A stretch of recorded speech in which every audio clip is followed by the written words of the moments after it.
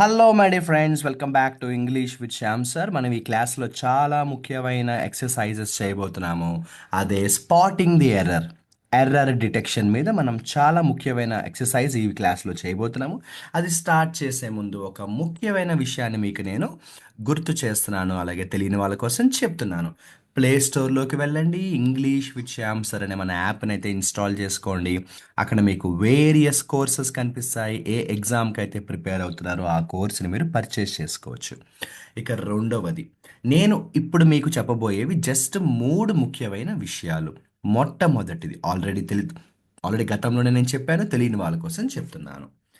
మన దిల్సుఖ్ నగర్లో English with Shyam sir మన ఆఫీస్లో రీసెంట్గా ఆఫ్లైన్ బ్యాచ్ అయితే స్టార్ట్ అయింది. కాబట్టి ఎవరైతే ఇంగ్లీష్కు సంబంధించి పర్సనల్ గైడెన్స్ కావాలనుకుంటున్నారో దిల్సుఖ్ నగర్లో ఉన్న మన ఇంగ్లీష్ విత్ శ్యామ్ సార్ ఆఫీస్కి రావచ్చు. నేను డిస్క్రిప్షన్లో కాంటాక్ట్ నెంబర్ ఇస్తాను, కాంటాక్ట్ చేయండి. ఆఫ్లైన్ బ్యాచ్కి రావచ్చు. సార్, ఈ ఆఫ్లైన్ బ్యాచ్కు సంబంధించి మాకు డీటెయిల్స్ కావాలి అనుకుంటే జస్ట్ మీరు మన ప్రీవియస్ వీడియోస్ చూడండి. అందులో ఈ ఆఫ్లైన్ బ్యాచ్ ఎలా ఉండబోతోంది, ఈ బ్యాచ్లో ఎన్ని రోజుల కోర్స్ ఉంటుంది, సిలబస్ ఏంటి, ఏం నేర్చుకోబోతున్నాం, అవన్నీ నేను మీకు గతంలో అయితే చెప్పడం జరిగింది. So I'm very happy to tell you that offline batch already start అయింది. ఇంట్రెస్ట్ ఉన్న వాళ్ళు జాయిన్ అవ్వచ్చు.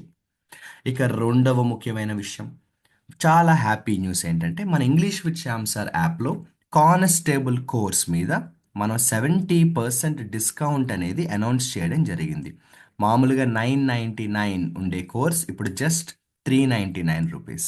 అయితే సాడ్ న్యూస్ ఏంటంటే ఈ ఆఫర్ అనేది ఈరోజు రాత్రి 10 గంటల వరకు ఉంటుంది, తర్వాత ఎక్స్పైర్ అయిపోతుంది. ఎందుకంటే ఈ ఆఫర్ మనం అనౌన్స్ చేసి ఆల్రెడీ 2 డేస్ అయింది.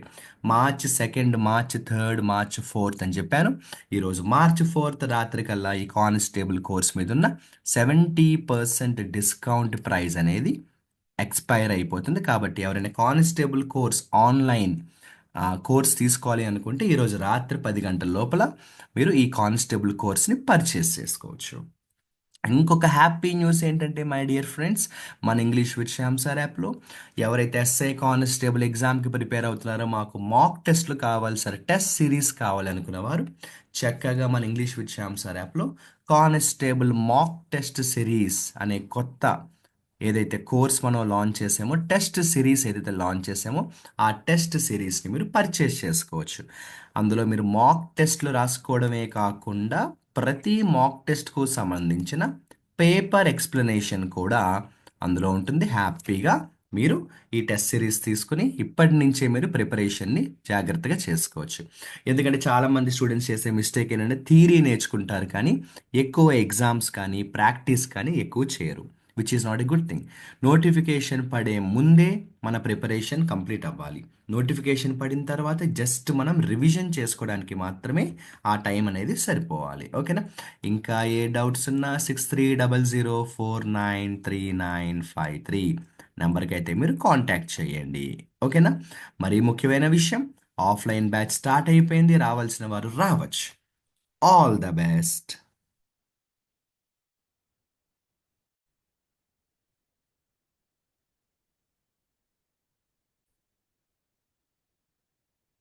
Hello my dear friends, welcome back to English with Shyam sir. ఈ క్లాస్లో మనం చాలా అంటే చాలా ముఖ్యమైన ఒక ఎక్సర్సైజ్ చేయబోతున్నాము, అది ఎర్రర్ డిటెక్షన్. మీ అందరికీ తెలుసు, మనం రాసే కాంపిటేటివ్ ఎగ్జామ్స్లో ఎర్రర్ డిటెక్షన్ మీద క్వశ్చన్స్ గ్యారంటీ ఉంటాయి.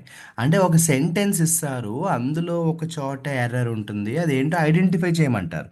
సో ఇలాంటి ఎక్సర్సైజెస్ అనేవి మనం ఖచ్చితంగా ప్రాక్టీస్ అయితే చేయాలి. కొన్నిసార్లు దీన్ని స్పాటింగ్ ది ఎర్రర్ అనొచ్చు. ఓకే, అయితే మనం వీడియోలోకి వెళ్ళే ముందు ఒక ముఖ్యమైన విషయం నేను మీకు చెప్పాలి. చాలామంది స్టూడెంట్స్కి ఉండే డౌట్ ఏంటంటే సార్, ఎర్రర్ డిటెక్షన్ ఎలా చేయాలి సార్ అంటే, ఫస్ట్ ఆఫ్ ఆల్ మీకు గ్రామర్లో ఉన్న రూల్స్ మీద పర్ఫెక్ట్ నాలెడ్జ్ ఉండాలి. ఎందుకంటే ఎర్రర్ డిటెక్షన్ అనేది మ్యాక్సిమం గ్రామర్ బేస్డ్ ఉంటాయి. సో అన్ని టాపిక్స్ మీద ఏవైతే రూల్స్ ఉంటాయో ముందు ఆ రూల్స్ అయితే మీరు పర్ఫెక్ట్గా నేర్చుకోండి. అప్పుడు ఎర్రర్ డిటెక్షన్ చేసేటప్పుడు ఏమవుతుందంటే చూసిన వెంటనే మనం ఆన్సర్ చెప్పేయచ్చు అనమాట. ఓకేనా? ఇక మనం ఈ క్లాస్లో ఎన్ని ఎర్రర్ డిటెక్షన్ క్వశ్చన్స్ చేయబోతున్నాము అంటే 10. సో నా సజెషన్ ఏంటో మీకు తెలుసు కదా, నేను ఇప్పుడు ఏం చెప్పబోతున్నానో మీకు తెలుసు. ఈ వీడియో చూస్తున్న స్టూడెంట్స్ అందరూ ఒక ఎగ్జామ్ రాస్తున్నట్టుగా ఈ వీడియో చూడండి. అంటే ప్రతి క్వశ్చన్ బోర్డు మీద కనిపించిన వెంటనే వీడియో పాజ్ చేసుకుని ముందు మీ ఆన్సర్ ఏంటో ఒక పేపర్లో రాసుకోండి. అలా 10 క్వశ్చన్స్ కంప్లీట్ అయ్యేటప్పటికి అవుట్ ఆఫ్ 10 మీ స్కోర్ ఎంత వచ్చిందో కూడా చెక్ చేసుకోండి. At the same time me score out of 10 ఎంత వచ్చిందో కమెంట్ సెక్షన్లో కూడా మీ స్కోర్ అయితే మీరు మెసేజ్ చేయండి. ఓకేనా? ఇక లేట్ చేయకుండా మనం ఎర్రర్ డిటెక్షన్ స్టార్ట్ చేద్దామా? క్వశ్చన్ నెంబర్ 1 కనిపిస్తోంది. ఒకసారి వీడియో పాజ్ చేసుకుని ఆన్సర్ ఏంటో ట్రై చేయండి. Mister Samuel is working in this company for the last 6 years. గత 6 సంవత్సరాల నుంచి శామ్యూల్ అనే వ్యక్తి ఈ కంపెనీలో పనిచేస్తున్నాడు. ఫర్ ద లాస్ట్ 6 years అన్నారు. అంటే గత 6 సంవత్సరాల నుంచి. ఎప్పుడైతే ఒక వ్యక్తి గత 6 సంవత్సరాల నుంచి ఇక్కడ పనిచేస్తున్నాడని చెప్పానో వెంటనే మీకు ఏ టెన్స్ గుర్తు రావాలి? ప్రెజెంట్ పర్ఫెక్ట్ కంటిన్యూస్ అనే టెన్స్ అయితే మీకు గుర్తు రావాలి కదా. ఫర్ ద లాస్ట్ 6 years అంటే ప్రెజెంట్ పర్ఫెక్ట్ కంటిన్యూస్ గుర్తు రావాలి. మరి ప్రెజెంట్ పర్ఫెక్ట్ కంటిన్యూస్ అనే టెన్స్లో గ్రామర్ ఏంటి? హ్యాస్ బీన్ కానీ హ్యావ్ బీన్ కానీ ఉండాలి. కానీ ఇక్కడ ఇచ్చిన క్వశ్చన్లో ఏమి ఇచ్చారు? ఈజ్ ఇచ్చారు. That is a problem. కాబట్టి పార్ట్ 1లో ఎర్రర్ అయితే ఉంది. ఏంటి ఎర్రర్ అమ్మా? ఇక్కడ ఉండాల్సిన గ్రామర్ ఈజ్ కాదు, ఇక్కడ ఉండాల్సిన గ్రామర్ హ్యాస్ బీన్. ఎందుకంటే ఎప్పుడైతే వాడు లాస్ట్ 6 years అన్నాడో ప్రెజెంట్ పర్ఫెక్ట్ కంటిన్యూస్ గుర్తు రావాలి. కాబట్టి ఆన్సర్ ఏంటంటే mister Samuel has been working అని రావాలి. సో క్వశ్చన్ నెంబర్ 1 అనేది మనకి టెన్సెస్ అనే టాపిక్ నుంచి direct question. My dear friends, question number 2 board మీద కనిపిస్తోంది. ఒకసారి వీడియో పాజ్ చేసుకుని ముందు మీ ఆన్సర్ అయితే ట్రై చేయండి. Why had you come late even after I had warned you? This is a very important question, important model. Why had you come late even after I had warned you? నేను నీకు warning ఇచ్చినా కూడా నువ్వు ఎందుకు లేట్గా వచ్చావు అంటున్నాడు. నేను నీకు వార్నింగ్ ఇచ్చాను, నేను నీకు వార్నింగ్ ఇచ్చాను, నువ్వు ఎందుకు లేట్గా వచ్చావు? అంటే ఇక్కడ 2 యాక్షన్స్ అయితే జరిగాయి. ఫస్ట్ యాక్షన్ ఏంటంటే నేను నీకు వార్నింగ్ ఇవ్వడం. నేను నీకు వార్నింగ్ ఇవ్వడం అనేది ముందు యాక్షన్, ముందు జరిగిన యాక్షన్. నువ్వు లేట్గా రావడం అనేది తర్వాత జరిగిన యాక్షన్. అవునా కదా?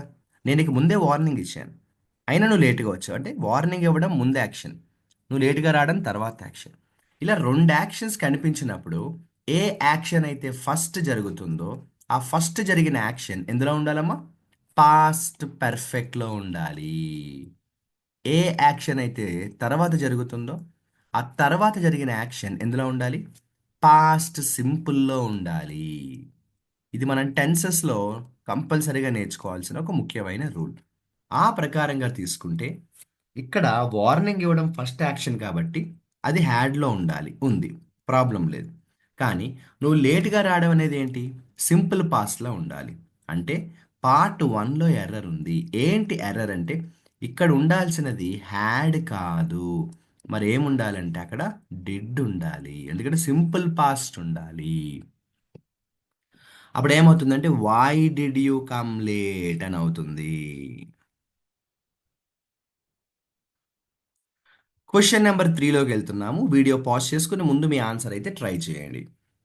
Sumit is one of the richest men in Delhi who is very famous. నేను మీకు డైరెక్ట్గా పాయింట్కి వచ్చేస్తాను. మీకు యాడ్జెక్టివ్స్ అనే ఒక టాపిక్ ఉంటుంది, డిగ్రీస్ ఆఫ్ కంపారిజన్ అని వస్తుంది. అందులో కొన్ని బ్యూటిఫుల్ రూల్స్ ఉంటాయి, అందులో ఇది ఒక ఇంపార్టెంట్ రూల్. మిమ్మల్ని ఒక స్ట్రైట్ క్వశ్చన్ అడుగుతాను. ఇక్కడ ఈ సెంటెన్స్లో హూ అంటే ఎవరు? చాలామంది హూ అంటే వెంటనే ఏమంటారు? సుమిత్ అంటారు. మీరు కూడా అదే అనుకున్నారు కదా చాలామంది. కానీ ఇక్కడ హూ అంటే సుమిత్ కాదు. హూ అంటే ఎవరైతే డబ్బులు బాగా ఉన్నారో, రిచ్ మెన్, రిచెస్ట్ మెన్. ఇక్కడ హూ అంటే సుమిత్ కాదు, హూ అంటే మెన్. అప్పుడు మరి మనం మెన్ గురించి మాడుతున్నప్పుడు ఈజ్ ఎందుకు వస్తుంది? ఆర్ రావాలి. Part 4 is the answer. Sumit is one of the richest men in Delhi who are famous అని ఉండాలి, హూ ఈజ్ ఫేమస్ కాదు. సార్ నాకు అర్థం కాలేదండి, మనం సుమిత్ గురించి మాడుతున్నాం కదా, మరి ఈజే కదా ఉండాలి అంటే జాగ్రత్తగా ఆలోచించండి. ఇక్కడ ఈజ్ ఉండాలి ఆర్ ఉండాలి అనేది డిసైడ్ చేసేది ఎవరంటే హూ. ఇక్కడ హూ అంటే ఎవరు అంటే మెన్. మెన్ అంటే ప్లూరల్. కాబట్టి ఇక్కడ ఈజ్ కాదు ఆర్ ఉండాలి. ఈజ్ కాదు ఆర్ ఉండాలి. What is the meaning of the sentence in Telugu అంటే సుమిత్ చాలా ఫేమస్ అని నేను చెప్పట్లేదు. ఫేమస్ పీపుల్లో సుమిత్ ఒకడు అని చెప్తున్నాను నేను. కాబట్టి part four is the answer. Error అనేది పార్ట్ ఫోర్లో ఉంది. ఓకే, నెక్స్ట్ క్వశ్చన్లోకి వెళ్ళిపోదాం. వీడియో పాజ్ చేసుకుని మీ ఆన్సర్ ఏంటో ట్రై చేసేయండి ఫాస్ట్గా.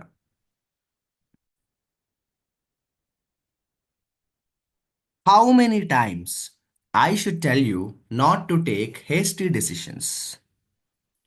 నువ్వు కంగారులో నిర్ణయాలు తీసుకోవద్దని నేను నీకు ఎన్నిసార్లు చెప్పాలి అని క్వశ్చన్ అడుగుతున్నాడు. చూడండి, క్వశ్చన్ మార్క్ ఉంది కదా, అంటే question.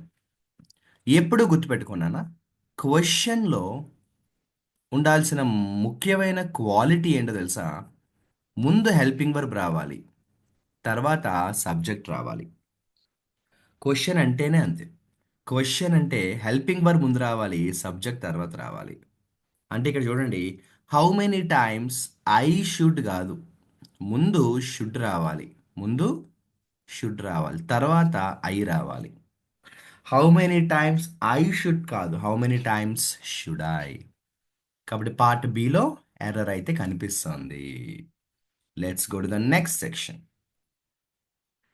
I asked Madan why had he not completed the task in time?